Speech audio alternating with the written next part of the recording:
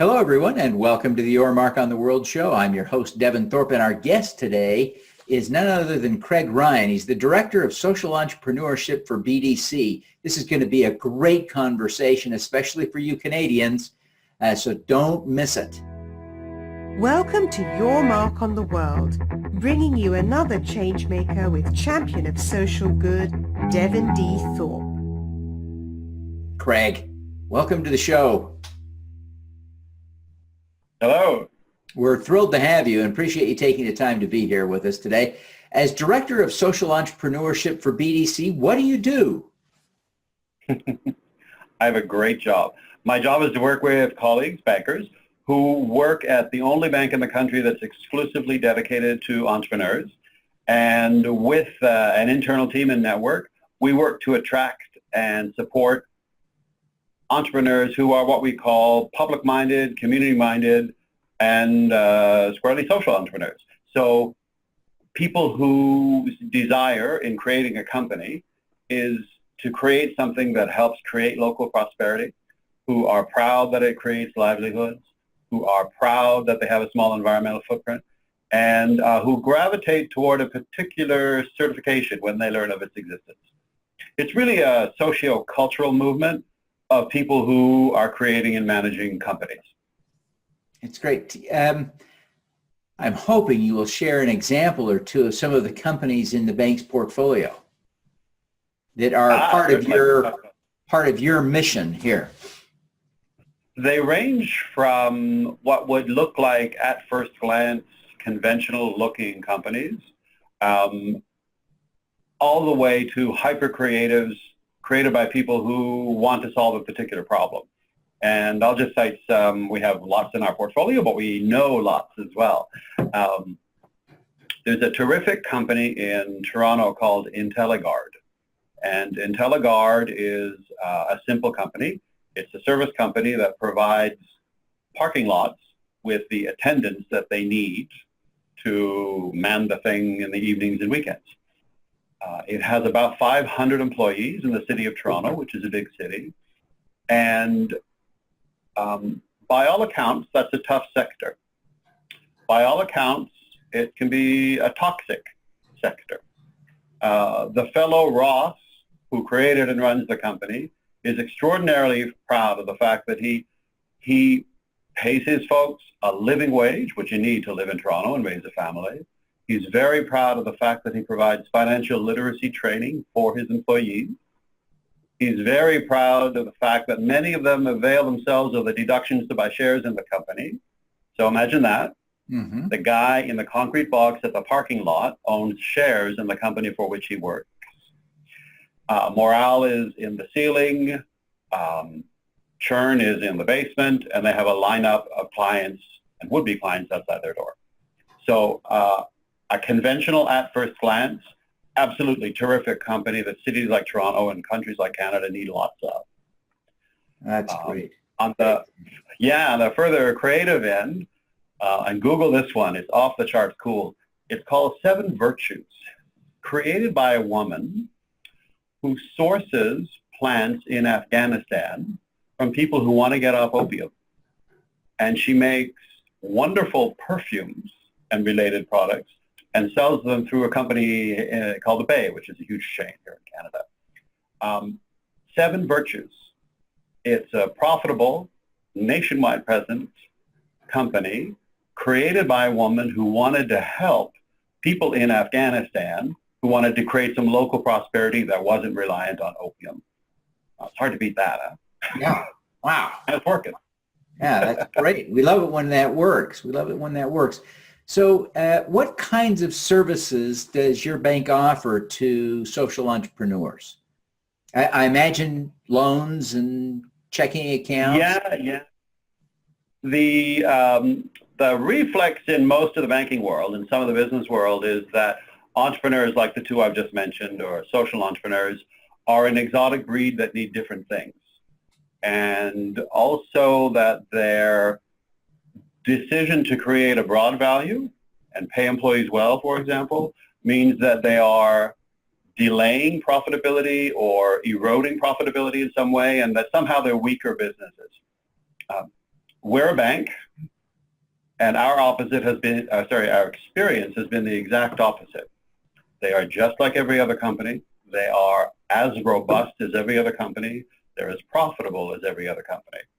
Those who certify as a B Corp tend to be better managed, in fact. And so what this means is that what we offer our social entrepreneurs is exactly what we offer everybody else. No different terms, no special services, no special favors. These businesses, these entrepreneurs, are just as rigorous and just as successful as any other conventional business. And I think that's really powerful. It is. It is tremendously powerful. So BDC itself is a B Corp, right? That's right. Yeah, we've been certified for about 5 years now, and we are smack in the middle of our recertification. That's terrific. Now, there can't be a lot of banks that are BDCs. Do you know how many there are? There aren't. There are a handful of triple bottom line banks in the U.S. and Europe who have certified. And here in Canada, we've seen the recent arrival of credit unions, smaller regional credit unions who are joining the B Corp movement. And it's exciting to see.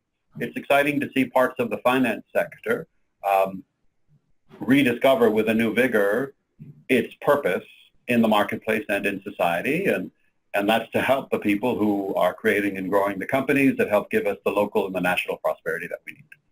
Sure. It's, it's not complex, really. Yes, I can imagine. So, Craig, how long have you been with the bank now? I've been with BDC for 9 years now.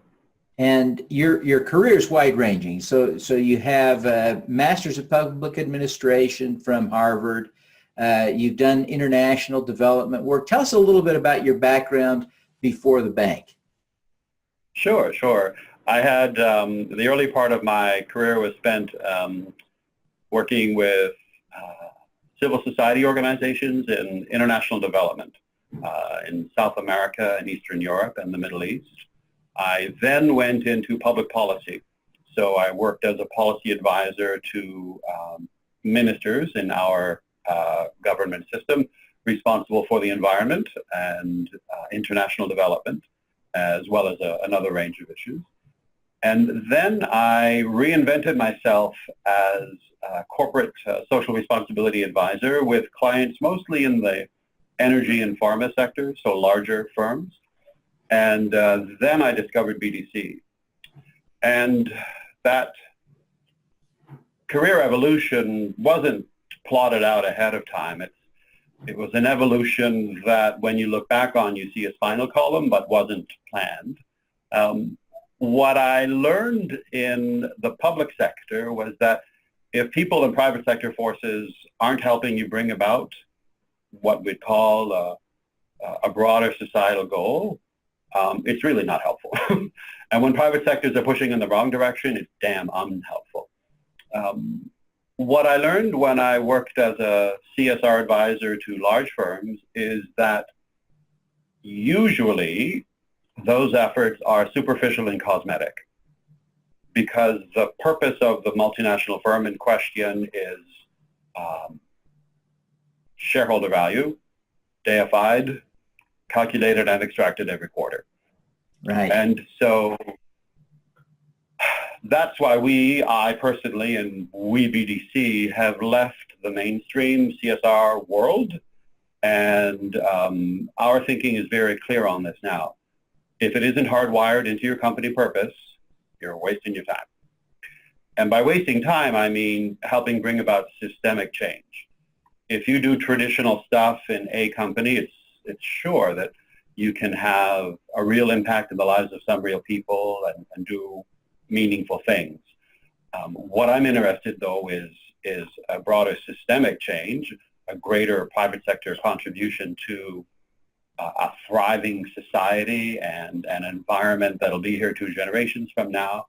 And what I learned when I started working at BDC was that a great many of the people creating these companies are usually in effect, obliged to adopt a corporate form that makes an abstraction of them as a citizen and a person and turns them into a one-note machine, which is shareholder value calculated and extracted every 3 months.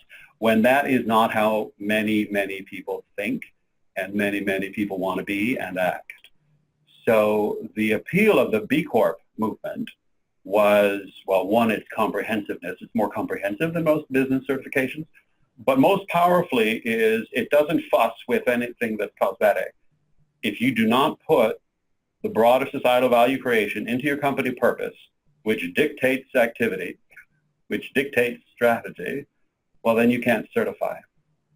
And what I see when I look at people like who run Ross, who runs IntelliGuard, or Barb, who runs Seven Virtues, is people who are very B Corp-ish in their thinking, and when they discover their certification, they say, wow, it's comprehensive and broad-minded, like I try to run my company, and that's me, that's my tribe. I define my company by its purpose, and my purpose is broader, and if you bankers have trouble getting your head around how I don't match your theory, well, maybe you should change your theory. It's really, it's a really simple thing, purpose. Terrific. What is the most important lesson you've learned over your career? Ooh, learned a lot. I am only allowed one? We only have time for one. Open-minded intellectual humility. I've shoehorned two in there. Tell me about that. It's interesting. It's fresh in my mind because of conversations I've just had a few days ago. We BDC are about ready to confirm financing support for people at a particular organization. I'm not at liberty to speak about it, but every time one of my colleagues learns about the file, they call me and they say, wow, this is really interesting. What on earth is it? And I explain it, and it smiles all around, and it's approving, and we're going to proceed. And what I learned was, if you want to be an innovative bank, you don't really have to be that innovative yourself. You just have to be open-minded, and it will walk through the door. Like, I would never have had the idea to do what Barb did at Seven Virtues. And we're constantly meeting people whose proposals make us blink, and we learn to be polite, say, what? You're going to do what? And very, very often, it's successful. And so it's really important to, especially if you're a banker, shut up and keep your mind open. And the creatives and the innovatives will walk through the door. Fantastic. As you look back on your career, you've done some remarkable things. You're doing great things now. Why? What was it that motivated you in your own personal heart? What's your connection to all of this good? I had an answer prepared for that question, and as I hear you re-ask it in person, I'm brought deeper. What motivated me to chuck CSR and turn toward the B Corp world was learning that it was a weak approach based on a flawed theoretical premise, and so that's why we're a B Corp now. But what motivates me as a person, I think it was the power of experiences and other people in formative years. I have an aunt, now deceased, who was an activist, go-getter, Catholic nun. Wonderful, wonderful woman. Marie, my dad's sister.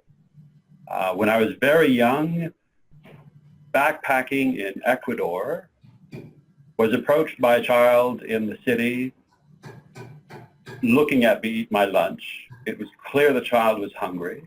And I had no idea how hungry, because when I handed the child a banana, 7 years old, or 7 or 8 years old, a young child, in their desperate hunger, they grabbed the banana and started to eat it without peeling it. And I can remember standard issue middle class spoiled brat North American, thinking, wow, in the genetic lottery of life, I really lucked out. And so when I see people like Ross at IntelliGuard or Barb at the Seven Virtues creating real value and real opportunity for real life human beings, all I can do is applaud, and all I can do is say, if we're a bank dedicated exclusively to entrepreneurs, it must include them, and our job is to try and help them. So that's why we do. That's fantastic. Craig, what is your superpower? Now, this one I thought about. And on the train this morning into work, Devin, I decided that I'm going to answer squarely, say that I don't have one, and I think it's important that we not even think in terms of superpowers. I'm talking to you today, and you're in the United States, of course, and so in your country, you recently celebrated Martin Luther King's birthday. As it happens, I've studied and been immersed, or not immersed, but studied a bit Martin Luther King's life, and what I know from his life is that years or decades later, he's on the pedestal.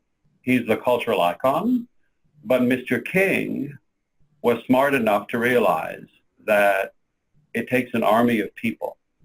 And so he had a team of advisors and a well-run network of people who were motivated and organized. And I believe it was him who said, people are moved by ideals or only moved by other people who have ideas. And they very carefully, very thoughtfully, and effectively motivated, helped organize, inspired armies of other people to, in human ways, try and affect institutional societal change. And I think that in our individual glorifying Western society, we tend to always look for a different savior of some kind, or one individual is going to do it all. There was a spasm of that last week after Oprah Winfrey spoke at the Golden Globes. Could she be our president? I'm sure the poor woman is freaking out at the thought, but the reflex to find saviors who have powers or charisma that are greater than ours is a huge mistake. We shouldn't look for that. We should create it in ourselves. And we should organize others and create a change that survives our exit. Even if it's only incrementally better, it's better. Yeah. So no superpower. I hope that's not too long an answer.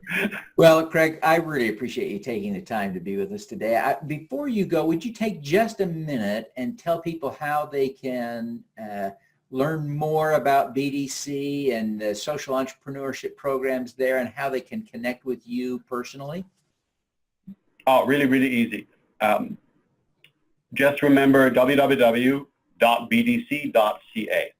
That's our website, and you'll find everything you need to know there. The only thing you have to remember about us is that we're the only bank in Canada that only does one thing and one thing only, real live human beings in the real economy who create companies. And in the About BDC section of the website, you'll see the reference to B Corp. And when you click on B Corp, you see my face and my email address. Fantastic. Well, Craig, we really appreciate you taking the time to be with us today, and we wish you every success in the good work that you're doing. Thank you very much, Devin. All righty. Let's do some good. Thank you for listening. This podcast was recorded via Google Hangouts on Air and is available at youtube.com/Devin Thorpe. Subscribe to this podcast on Stitcher or iTunes by searching for Your Mark on the World. Every weekday, Devin hosts a CEO, celebrity, entrepreneur, or other changemaker here on the Your Mark on the World show to inspire and prepare you to make your mark. Devin is a champion of social good, writing about, advocating for, and advising people who are doing good. He is a Forbes contributor who is a recognized thought leader in social entrepreneurship, impact investing, and crowdfunding. To book Devin as a speaker, visit devinthorpe.com. Learn more about Devin's work at yourmarkontheworld.com.